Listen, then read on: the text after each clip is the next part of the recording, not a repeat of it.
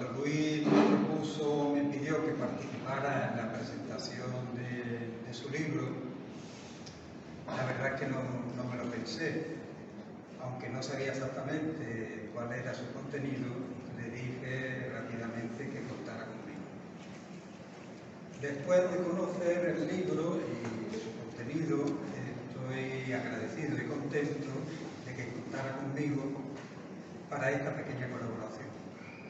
Yo pienso que todos estamos obligados a poner nuestro granito de arena de la manera que mejor sepamos para desenmascarar a los señores de la guerra, para dar a conocer y que todo el mundo sepa cuáles son los mecanismos que utilizan para hacernos partícipes de sus guerras. La mentira como arma de guerra no es nueva. Esquilo, allá por el año 500 a.C., nos decía que en la guerra la verdad es siempre la primera víctima. 2523 años después lo estamos viendo, viviendo y presenciando, siempre que los ricos inician alguna de sus guerras. Hay muchas definiciones de guerra, entre todas ellas yo destacaría la de Karl von Clausewitz, que fue un militar prusiano y es uno de los más influyentes historiadores y teóricos de la ciencia militar moderna. Este hombre definió la guerra como actos de violencia cuyo objetivo es forzar al adversario a ejecutar nuestra voluntad. Para que exista la guerra, lo primero y necesario es que la población la acepte. Si la población se negara a hacer la guerra, no habría guerra, pues quienes la promueven no suelen ir a la guerra. En la población, los pobres, los trabajadores, los que la hacen y los que la sufren. De aquí la frase de Sartre, que conoceréis mucho de vosotros y vosotras, que dice que cuando los ricos se hacen la guerra, son los pobres los que mueren. En toda guerra, para que se pueda hacer, lo primero y necesario es convencer a la población de uno y de otro bando de que tienen que hacer la guerra.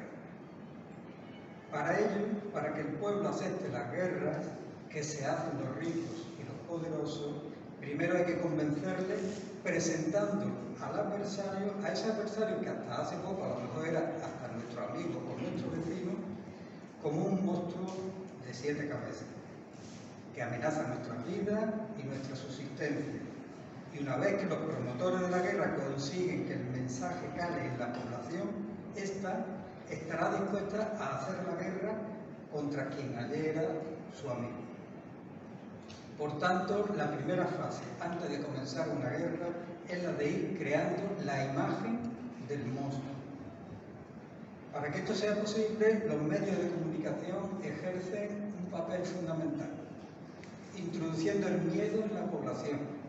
El ejemplo más claro lo tuvimos, y todos lo recordaréis, en la guerra de Irak. Los promotores de la guerra justificaron la invasión de Irak introduciendo el miedo a las armas de destrucción masiva que supuestamente había en Irak. Los medios de comunicación lo repitieron hasta la saciedad, convirtiéndose evidentemente en cómplices necesarios de aquella guerra. Y así fue como una buena parte de la población aceptó la invasión y la destrucción de Irak. Hay múltiples ejemplos de cómo la población es engañada a través de los mensajes que difunden los promotores de la guerra a través de sus medios de comunicación. Aquí habría que preguntarse por qué los medios de comunicación se ponen al servicio de los señores de la guerra. En nuestro país tenemos la respuesta muy clara. Hay dos fondos de inversión que son BlackRock y CVC, que son los propietarios del grupo Prisa, que como sabéis engloba al país y a la cadena SER, porque compraron por más de 1.000 millones de euros la deuda que tenía este grupo. Además, BlackRock es uno de los mayores accionistas del grupo A3 Media, que como sabéis controla Antena 3 y La Sexta. Y además BlackRock sigue siendo el mayor accionista de Mediaset, que controla a 4 y a Telecinco. Por tanto, aquí tenemos una de las respuestas. Si a esto le añadimos lo que Noam Chomsky dice en un artículo que se titula El control de los medios de comunicación, Noam Chomsky dice que la idea de democracia que predomina hoy en el mundo es la siguiente. Primero, que no se debe de permitir que la gente se haga cargo de sus propios asuntos. Y la segunda es que los medios de información y de comunicación deben de estar fuertes y rígidamente controlados.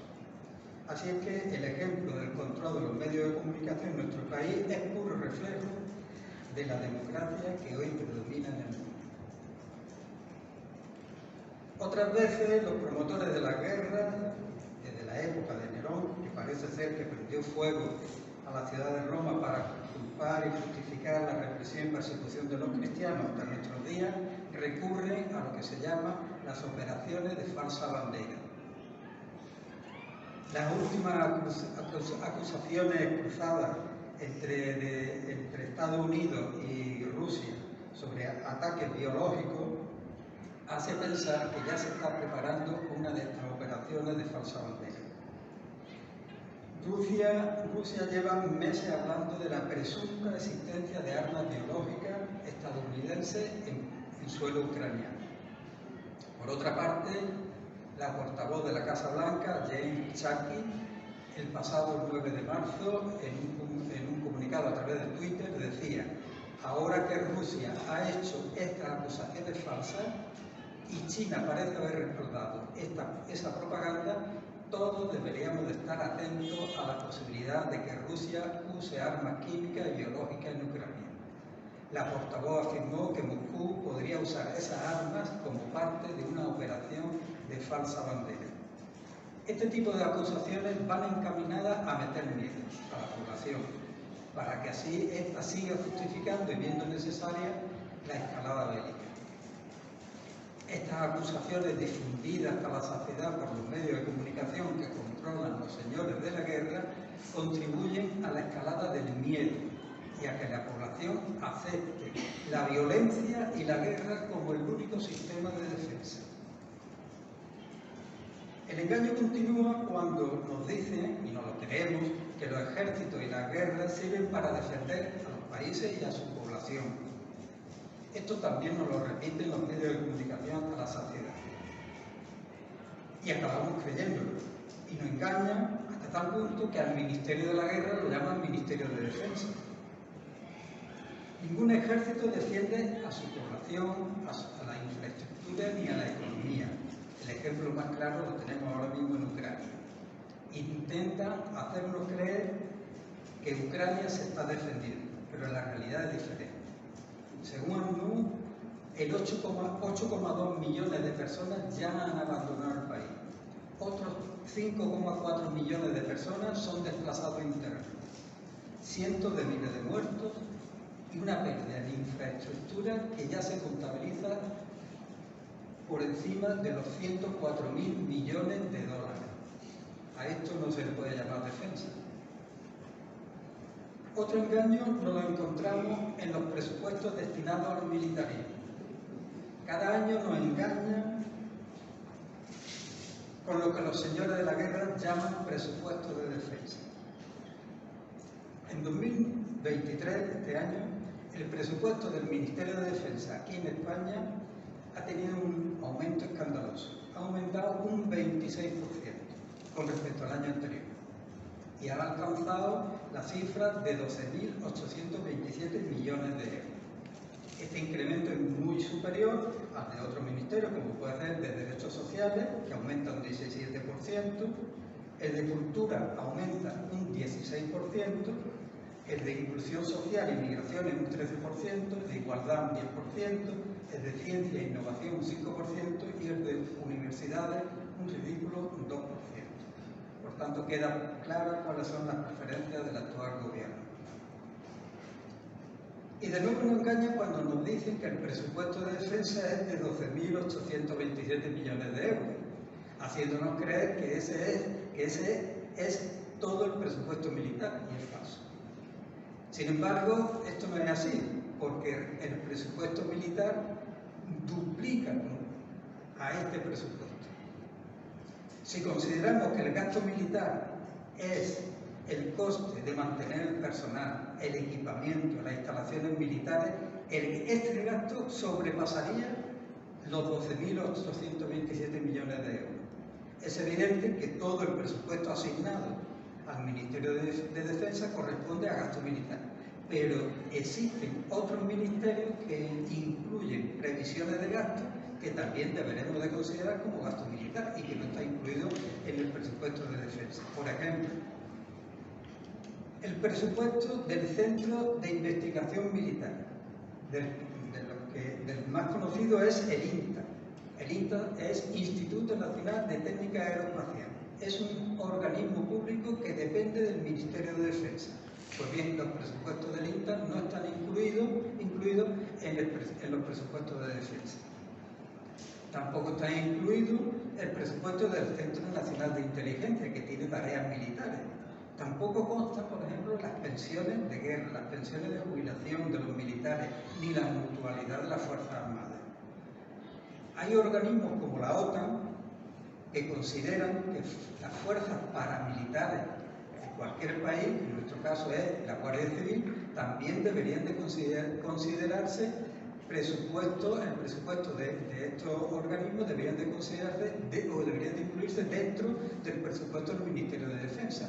Y no, la Guardia Civil, como todos sabemos, pertenece al presupuesto del Ministerio del Interior. Otra partida que es la del Ministerio de Industria.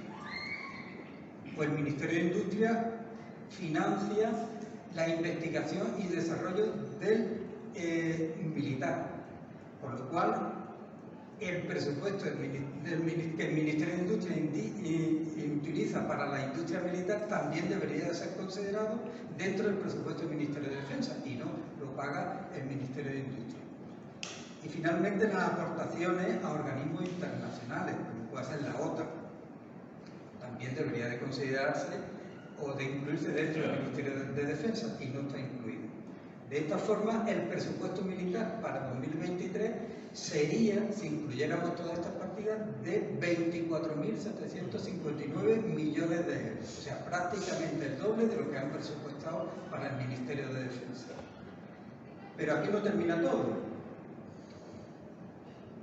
A esta previsión de gasto, el gasto militar real no es el que se hace en los presupuestos, sino el que se gasta realmente, y eso lo sabemos cuando termina el año. Cuando se cierra el año, entonces sabemos cuánto se han gastado realmente, ¿no?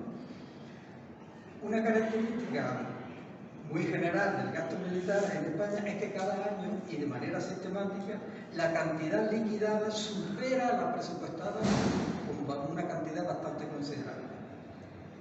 Así, la media de diferencia de lo que se ha superado en los últimos años está en torno a los 1.500 millones de euros, de lo que se presupuesta a lo que realmente se gasta. Es decir, que de manera recurrente, porque eso se hace todos los años, el presupuesto siempre es menor a lo que realmente se gasta. Hay casos escandalosos, como son las operaciones de los militares españoles en el exterior. En los últimos años se ha presupuestado una media de 314 millones de euros, pero al final se han gastado 1.000 millones de euros. Presupuestan 314, pero se gastan 1.000. O bien la compra de armamento, que siempre cuando se hace una compra de armamento, al final sale mucho más caro de lo que se había presupuestado. Todo esto habría que añadirlo al presupuesto de defensa. Por otro lado están las inversiones militares, el endeudamiento del Estado en inversiones que se hacen para el sector militar. Ese endeudamiento tiene unos intereses y esos intereses hay que pagarlos. Pues esos intereses también deben de incluirse en los gastos del Ministerio de Defensa. ¿Sabéis cuánto pagamos en intereses cada año por las inversiones militares? Pues se pagan 1.400 millones de euros cada año en intereses relacionados con las inversiones militares. Por tanto, si sumamos todas estas partidas, el presupuesto para el 2023 ronda el 2,5% del Producto Interior Bruto de nuestro país y se acerca a los 33.223 millones de euros, lo que supone que cada día nos estamos gastando En cuestiones militares, más de 91 millones de euros, todos los días. Imaginad que podríamos hacer con todo eso.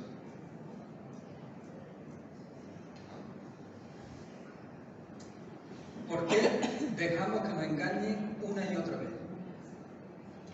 Yo pienso que primero porque hemos asumido e interiorizado esa idea de democracia que predomina hoy en el mundo y que, como nos decía Noam Chomsky, es la de que los ciudadanos no debemos de hacernos cargo de nuestros propios asuntos. Por tanto, hemos dejado la defensa en manos de los señores de la guerra. Y segundo, porque una mentira repetida hasta la saciedad se convierte en verdad y no hemos creído que la paz solo se puede mantener si nos preparamos para la guerra. Por estos motivos, yo pienso que el pacifismo y la izquierda hoy se encuentran más perdidos que nunca con respecto a la guerra de Ucrania, porque ni el pacifismo ni la izquierda se define por un modelo de defensa distinto del modelo de la violencia que impera hoy en el mundo y que representan los ejércitos. Por todo esto se hace sumamente importante manifestar nuestro rechazo abierto y absoluto al militarismo en general y al mismo tiempo buscar conocer y profundizar en otros modelos alternativos de defensa no militar. El rechazo a la guerra de Ucrania y a través de la plataforma esta que nos está proponiendo Luis y otros compañeros y compañeras podría ser un buen catalizador para el inicio de esta guerra, evitando quedarnos, como en conflictos anteriores, solo en el rechazo y en la protesta, porque si actuamos de la misma manera, seguiremos estando expuestos a que sigan utilizando la mentira como arma para el inicio de nuevas guerras, si escapamos de esto. En War Comics, la mentira como arma de guerra, Luis Pernía, nuestro querido Luis, una vez más, a través de su mano de artista, nos presenta este cómic y de una manera amena y sencilla, pero no menos profunda, nos invita a reflexionar haciendo un recorrido por algunas de las 400 guerras en las que ha participado el imperialismo norteamericano, desde su nacimiento en el año 1776. En este libro se reúne la inocencia y la experiencia, y Pau, la protagonista del cómic, de la mano de los dos descubre primero los horrores de la guerra y después, introduciéndose en las cloacas del militarismo, los va descubriendo uno a uno los argumentos y las mentiras que los señores de la guerra han utilizado y utilizan para que el pueblo y los trabajadores hagamos nuestras sus guerras. Es un libro con unos dibujos llenos de belleza y realismo que todos deberíamos de conocer, y sobre todo los jóvenes, que siempre son los primeros en ser llamados a secundar las guerras que se hacen los ricos. Y lo mismo que Pau en el cómic descubre la urgencia de desenmascarar las guerras, también nuestros jóvenes deberían de conocer este cómic para no dejarse llevar por las mentiras que utilizan como armas para la guerra. Os invito a que os hagáis como mínimo como un ejemplar y una vez leído lo pongáis en manos de vuestros hijos, de vuestras hijas, de vuestros sobrinos y sobrinas, de vuestros alumnos y alumnas, en definitiva de todos aquellos jóvenes con los que tengáis algún contacto, porque principalmente en manos de los jóvenes de hoy, en su capacidad de rebeldía y de insumisión, se encuentra tal vez el futuro de la humanidad. Gracias Luis por obsequiarnos con este estupendo trabajo y por tu negada entrega y dedicación. Muchas gracias.